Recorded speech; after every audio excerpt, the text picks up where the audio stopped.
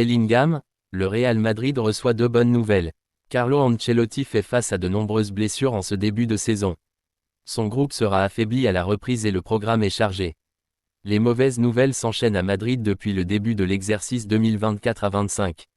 Entre la blessure d'Eduardo Camavinga à la veille de la Supercoupe d'Europe, la blessure de Jude Bellingham, celle de Dani Ceballos et maintenant Eder Militao sans oublier qu'Aurélien Tchouaméni et Ferland Mendy sont forfaits avec les Bleus en raison d'une gêne physique.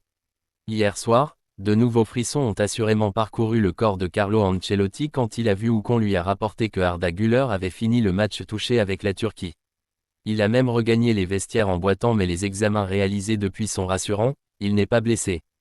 Il a simplement reçu un mauvais coup. Le jeune madrilène a d'ailleurs décidé de rester avec sa sélection même si sa participation au match de lundi est incertaine, ne serait-ce que par précaution et on peut s'attendre à ce que son club encourage à ce qu'il ne joue pas. Selon la presse espagnole, Arda Güler n'aura ensuite pas de problème à jouer contre la Real Sociedad le week-end prochain.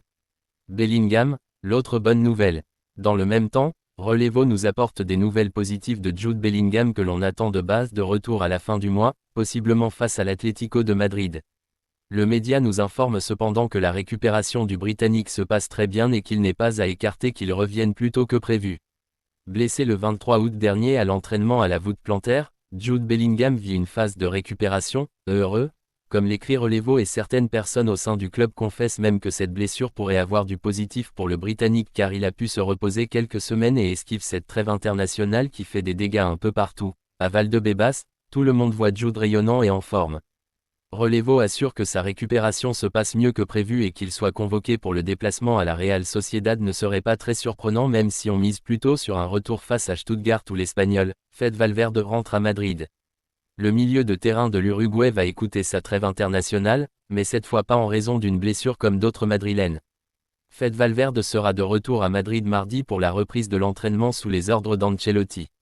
Une bonne nouvelle pour l'entraîneur qui voit nombreux de ses cadres tomber 1 à cause de soucis physiques.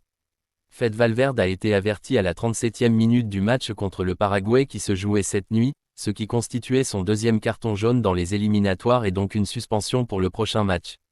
Le madrilène ne pourra donc pas jouer contre le Venezuela le 10 septembre.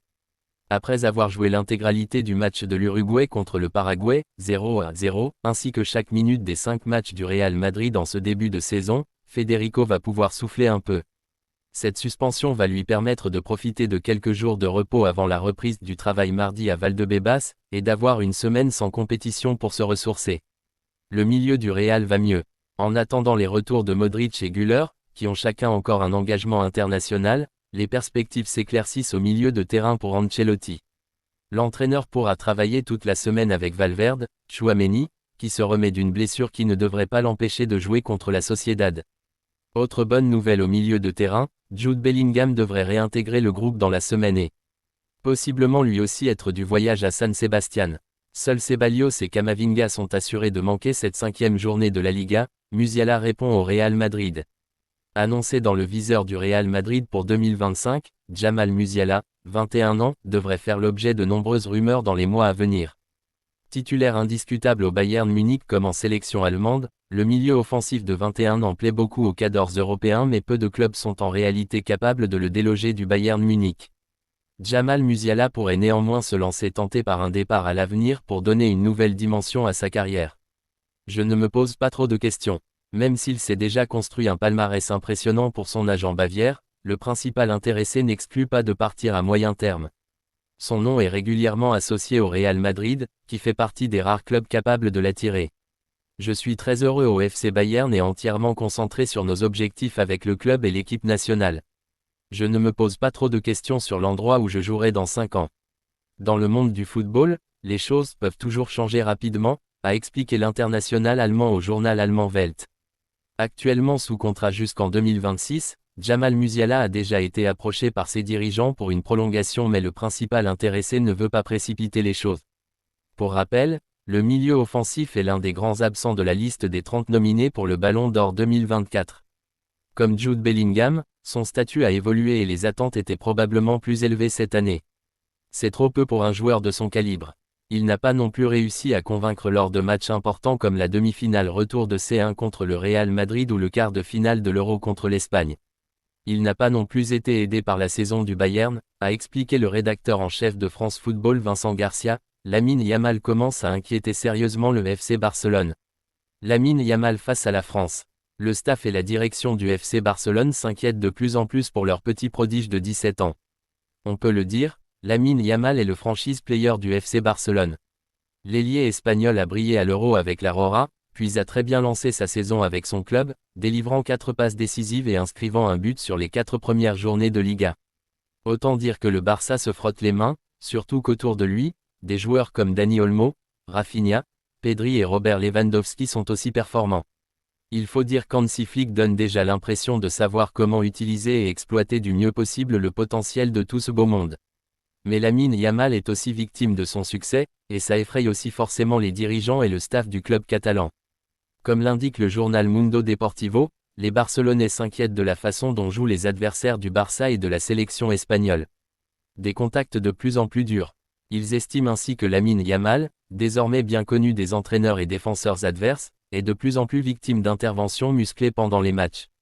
Des contacts durs, des tacles appuyés, et le Barça a peur, clairement. Joueur qui tente et réussit le plus de dribbles en Liga, 31-15e, l'Espagnol a par exemple été fauché plusieurs fois par les joueurs serbes en Ligue des Nations jeudi dernier. Les dirigeants du Barça souhaitent que le joueur soit un peu plus protégé par les arbitres, lui qui est le 3e joueur qui reçoit le plus de fautes en Liga, derrière Chrysanthus Huch et Vinicius Junior. Le FC Barcelone espère notamment que les arbitres sortiront des cartons plus facilement, afin de calmer l'agressivité des joueurs adverses. Surtout que Luis de la Fuente ne donne pas l'impression de vouloir ménager la pépite catalane, et tout indique qu'il sera titulaire face à la Suisse ce dimanche. Le Barça croise les doigts pour éviter toute blessure. Barça, les louanges de Pedri envers Hansi Flick.